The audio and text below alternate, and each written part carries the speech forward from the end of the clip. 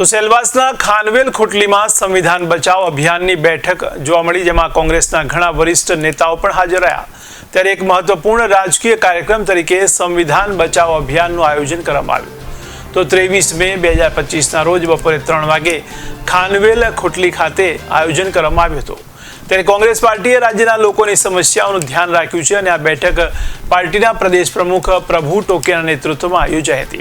આ કાર્યક્રમમાં મહારાષ્ટ્રના પૂર્વ ગૃહમંત્રી અને અખિલ ભારતીય કોંગ્રેસ સમિતિના દાદરા અને નગર હવેલી, દમણ દીવ અને ગોવાના પ્રભારી માણિકરાવ ઠાકરે, આઈસીસી સચિવ ડોક્ટર અંજલિ નિંબુલકર, અખિલ ભારતીય કોંગ્રેસ સમિતિના આદિજાતિ સેલના રાષ્ટ્રીય અધ્યક્ષ વિક્રાંત ભુરિયા પણ ખાસ ઉપસ્થિત રહ્યા હતા। આ બેઠક બંધારણના રક્ષણ અને જાહેર હિતના મુદ્દાઓ માટે એક મહત્વપૂર્ણ પ્લેટફોર્મ સાબિત થઈ શકે છે।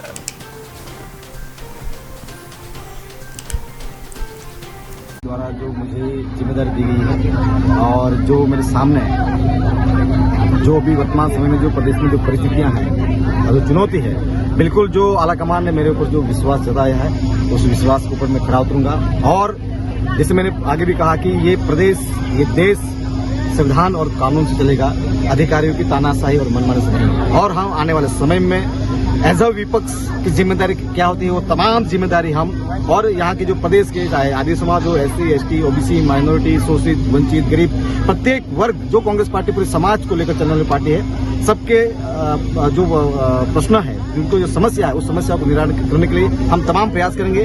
और जो संविधान में दायरे की बात है, आज की रैली के लिए भी हमें कल तक इसकी परमिशन नहीं दी गई थी।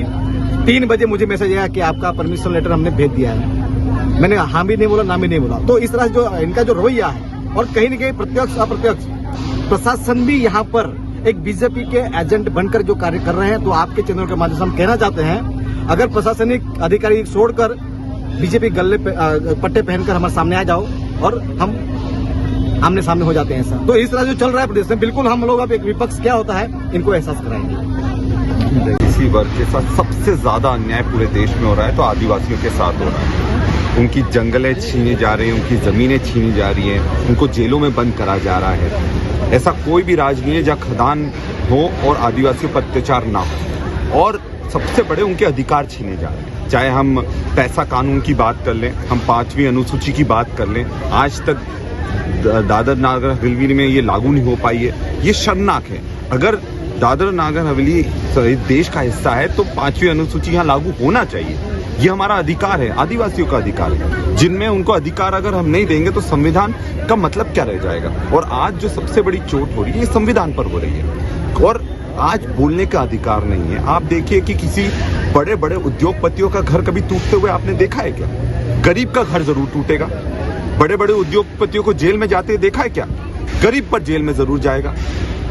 आंसू हमेशा गरीबी क्यों बहाएगा, आदिवासी क्यों बहाएगा? और इसलिए जब ये जवाबदारी राहुल गांधी जी ने, खड़गे जी ने, KC वेणुगोपाल जी ने दी है, तो सबसे पहले हमारी जवाबदारी थी कि हर पूरे देश में घूम घूम कर कहाँ हो रहा है, क्या समस्या हो रही है, क्या दिक्कत हो रही है। और मैं आपको विश्वास दिलाता हूँ कि ये शुरुआत है। और जब यहाँ पर एक जबरदस्त आंदोलन खड़ा हम करेंगे, राहुल गांधी जी भी आएंगे, हमारा साथ देंगे पूरी ताकत से। वो हर वर्ग के साथ खड़े हुए हैं, चाहे वो दलित हो, आदिवासी हो। ये संविधान बचाओ रैली पूरे देश में कर रहे हैं। आप सभी को मालूम है, जो संवैधानिक संस्था जो है, जो कोर्ट होगा, चुनाव आयोग है, ये सभी के ऊपर CBI है, ये संवैधानिक संस्था है। जो संवैधानिक संस्था के आधार पर जनता को न्याय देने का अधिकार लास्ट उनके पास है। लेकिन वही पूरी तरह वो कब्जे में लेने का काम जिस तरीके से मोदी जी कर रहे हैं, बीजेपी कर रही है, कि वो कब्जे में लेके जैसे बोले उसको उनको घुमाओ,